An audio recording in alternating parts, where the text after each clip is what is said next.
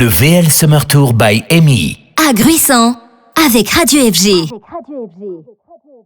Bonsoir à tous, nous sommes ici depuis Gruissant pour cette 15e étape du VL Summer Tour sur le port de Gruissant donc, où nous sommes dans cette émission traditionnelle d'avant-concert, concert qui commencera à 21h ce soir à Gruissant.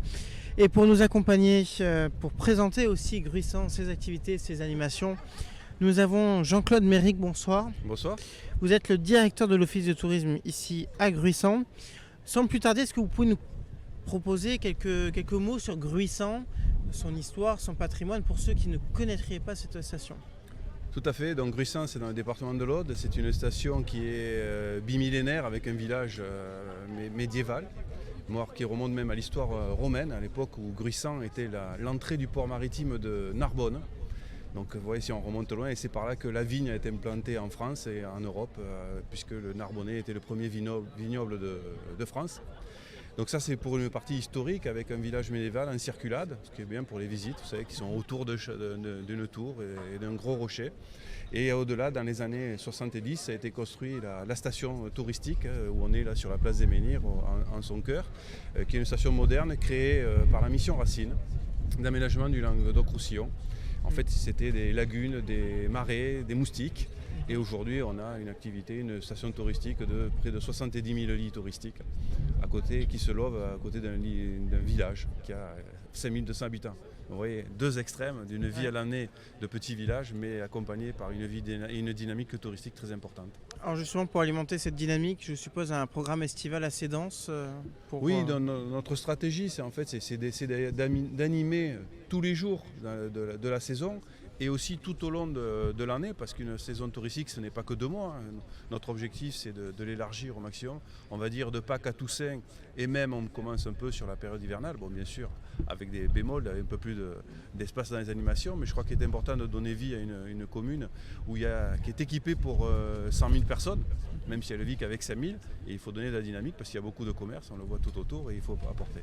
Donc on concocte des programmes qui sont à la fois culturels, patrimoniaux, environnementaux, sportifs et festifs.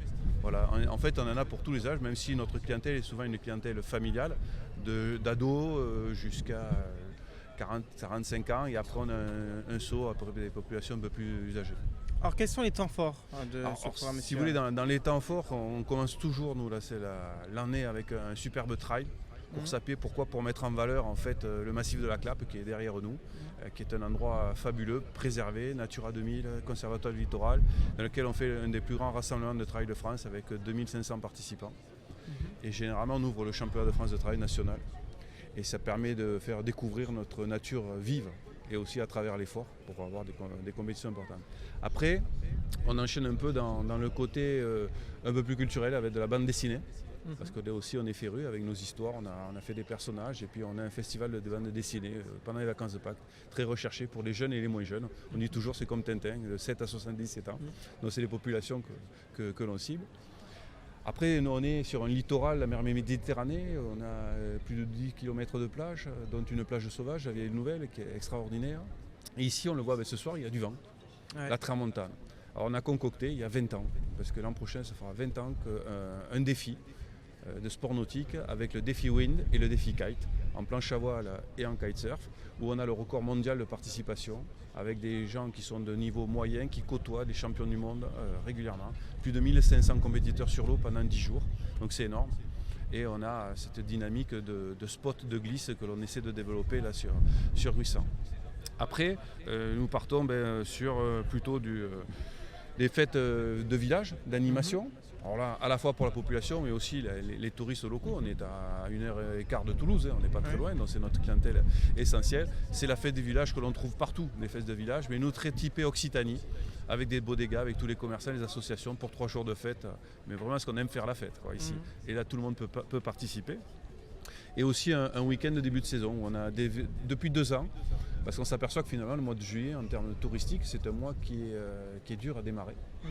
Souvent le bac termine tard, les jeunes sortent de la fac un peu tard. Donc on essaie de créer un week-end éphémère, tourné vers la pêche, la convivialité, les défilés de personnages sur le port, ici la place des Menhirs, avec les commerçants tout autour. On s'est associés pour essayer de donner vie à ce démarrage, enfin un gros start-up pour démarrer la saison.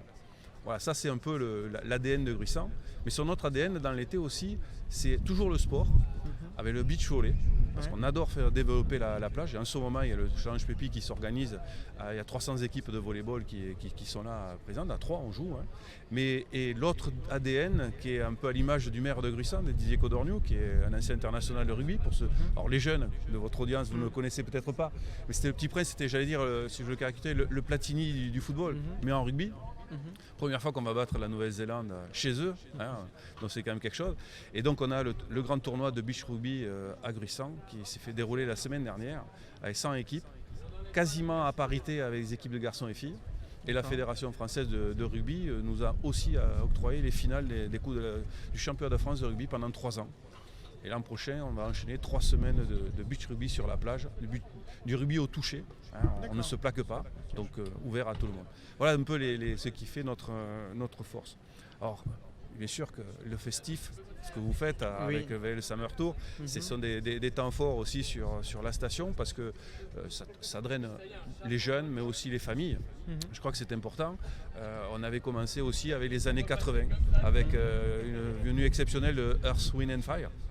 Les années 80, le disco, Boogie Wonderland, voilà, ça parle à certains, peut-être pas vous, certainement. Mais ça a drainé beaucoup de monde. La semaine dernière, lundi, on avait Louis Bertignac en concert. Alors là, c'est vraiment tout le monde parce que c'est du groupe Téléphone à The Voice pour les jeunes et les moins jeunes. Et en plus, il a revisité toutes les chansons des Beatles, des Rolling Stones. Il a fait une tournée exceptionnelle. Voilà, pour donner un peu du sens. On a des radios aussi, comme la vôtre, qu'on fait une radio tour la semaine prochaine qui viennent, donc avec un grand plateau. Et on finira par Didier Gustin en fin de saison. Un peu de comique. C'est important justement d'offrir un panel très large. On voit, donc vous avez cité Fun Radio qui est aussi sur un segment pop, nous le VL Summer Tour sur de l'électro. Tout à fait. Et puis on va dire des chansons françaises un peu plus classiques. C'est important comme ça d'offrir un panel très large. Oui, parce qu'on s'aperçoit que la clientèle touristique, elle est aussi éclectique. Donc se cibler sur une durée importante, on va dire, que les jeunes, on passera à côté de tout notre axe de population. Et aussi ce que l'on s'aperçoit, comme ce sont des stations, alors je ne vais pas dire anciennes parce que 40 ou 50 ans d'existence, c'est récent à l'échelle de tout ce qu'on a comme ville. On a des familles qui sont venues, qui ont fait des enfants et qui ont des petits-enfants. Donc des jeunes qui écoutent certainement votre radio. Et il faut leur donner aussi de ce goût. Mais ils ont vécu aussi avec ce qu'aimaient leurs parents. Donc je crois que c'est ce lien transgénérationnel qu'il faut essayer de développer. Et par moments, cibler des moments forts. Ce soir, vous allez en être un moment fort, de tourner plutôt vers les jeunes et ceux qui vont faire la fête, qui après iront tourner peut-être dans les autres lieux festifs de la station, comme les boîtes de nuit ou comme les bars de plage, etc. Je crois qu'on doit offrir tout ça. On ne peut pas cibler qu'une seule population, elle n'est pas suffisante parce que faire vivre presque 70 000 personnes qui se renouvellent toutes les semaines pendant 10-12 semaines, c'est vraiment, chaque fois on a d'autres clientèles et il faut faire du doux, du hard, il faut faire de la balade, de la gastronomie, du patrimoine. Et puis c'est un tout, ça forme tout le monde, mais je suis sûr que les jeunes aiment les balades. Oui, tout à fait. Ça, d'ailleurs, on a pu le voir puisqu'on a rencontré pas mal d'acteurs locaux. Tout à fait. C'est la seconde année consécutive qu'on vient ici sur Gruissant. Et là, ce soir, d'ailleurs, on est associé à la Villa, qui est aussi une boîte de nuit sur Gruissant, où les DJ donc, de ce soir vont se produire juste après le concert. Et on a reçu, donc, juste avant vous, quelqu'un qui s'occupe d'Acromits. Acromits, c'est l'Acrobranche, juste derrière ces immeubles qui sont là, tout à fait. Donc, on voit aussi qu'il y a quand même un effort qui est mis en avant pour les jeunes sur la station. On le sait, alors Toulouse n'est pas très loin, Narbonne est encore moins loin. C'est aussi une station qui vit le week-end, comme on a avec, par exemple, nous à Paris, on prend l'exemple de Deauville, parce que c'est ce qui est le plus parlant, mais vous avez aussi ce phénomène de personnes qui travaillent sur Toulouse, sur Narbonne, qui viennent le samedi, le dimanche pour profiter un peu du bon temps ici. Oui, alors justement c'est pour ça qu'on fait beaucoup d'animations sur l'avant-saison et la pré-saison, sur les week-ends, parce qu'on est une destination de week-end au-delà des vacances scolaires. Toulouse représente près de 50%, enfin la région toulousaine, l'ex-Midi-Pyrénées, c'est près de 50% de la clientèle à l'année de Gruissant. Donc vous voyez bien que et Toulouse, il y a des jeunes, des moins jeunes, et il faut leur donner envie de venir se dépenser, je veux dire, dans notre nature. C'est par rapport à Narbonne, c'est la station narbonnaise du Grand Narbonne, voilà, qui est le point phare, c'est la plus facile d'accès avec l'autoroute. Donc on est dans cette logique-là d'être animé tout le temps. Et dans les nouveautés, vous avez parlé d'Acromix, mais aussi on a Trot-Up. C'est une nouveauté, c'est des balades avec des trottinettes électriques tout terrain. Ça, c'est une innovation de cette année qu'on a mis en place avec des professionnels. Et là aussi, on voit, c'est des familles, mais avec des ados, parce qu'on a le côté fun aussi de la balade tout terrain. On le fait aussi avec des Segway. Moins de tout terrain, plutôt en village. Voilà, donc on essaie toujours de mixer ce genre d'activité pour qu'il y en ait pour tout le monde. Ce que je disais, c'était un peu ce côté transgénérationnel. Alors, question traditionnelle que je pose dans cette émission pour des estivants qui sont de passage ici à Gruissant. Est-ce qu'il y a comme ça des choses vraiment à voir, à manger, des incontournables, on va dire, de Gruissant pour ces touristes? Oui, dans les incontournables, d'abord on va parler sur le côté un peu culturel. Il y a le vieux village, parce que autour de la tour Barberousse, c'est quand même 2000 ans d'histoire, c'est des villages en circulade, il n'y en a pas des tonnes en France, donc c'est quelque chose à voir, c'est sympa de se visiter. Et le faire en visite guidée avec un guide de l'office touristique, c'est super, parce que soit on le fait en vélo, soit en Segway, donc écoutez, on a des casques, des micros, et c'est commenté, donc on a un côté culturel. C'est aussi les salins. Puisqu'on a d'immenses salins, on a la fleur de sel de Gruissant qui se fait ici, où ce sont des paysages magnifiques, c'est aussi des préservés, avec une nature quand même très sympathique, des oiseaux. Et puis souvent ce sont des miroirs qui sont tout roses au coucher du soleil, donc c'est quand même des vues. Et là il y a un super restaurant de produits tout en croûte de sel. On voit, le plan emblématique, c'est la bourride d'anguilles de Gruissant et les poissons de nos pêcheurs. On a beaucoup de petits métiers, 14 petits métiers de la pêche, qui vendent leurs poissons frais sur l'étang de l'Hérault, avec des pêches traditionnelles au filet, à la caluche. On amène des touristes sur la plage et on tire ensemble un filet et les poissons se les partagent à la sortie. Voilà, c'est des choses qui sont à faire et là on voit que les petits comme les grands prennent du plaisir à faire ce genre de balade. Et justement, pour trouver plus d'informations sur ces programmes, est-ce qu'il y a un site internet, des réseaux sociaux pour Tout à fait. avoir des Donc renseignements? le site internet c'est www.gruissant-méditerranée.com, bien sûr. Ça, sur les réseaux sociaux, le Facebook de Gruissant, MyGruissant, Gruissant Tourisme. Voilà, là on a toute l'info et on a le guide des animations, l'agenda qui est diffusé partout dans la station et surtout sur l'office qui répertorie en fait tout ce qu'on va faire. Ce qu'on va s'aperçu parce que tous les jours il y a quelque chose, soit monté par l'office touristique, soit avec les commerçants de Gruissant qui animent différents quartiers parce qu'on ne peut pas tout faire.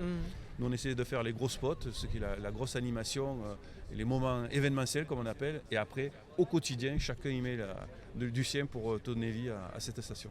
Très bien, merci beaucoup en tout cas Jean-Claude Méric. Donc vous êtes le directeur de l'office de tourisme de Gruissant pour ces explications sur Gruissant, sur ses activités et son programme d'animation. Donc on ira consulter votre site internet pour avoir des compléments d'informations sur justement cet été très riche en animation et en expérience. Oui, tout à fait. On vous accueille 2 fois, j'espère qu'il y en aura une 3e. On ne dit jamais 203, donc normalement on devrait être bien parti. Merci beaucoup en tout cas, Jean-Claude Méric, donc directeur de l'office du tourisme de Gruissant. À Paris, Lyon, Marseille, Lille, Bordeaux et partout dans le monde. Écoute VL sur vl-media.fr et sur ton app.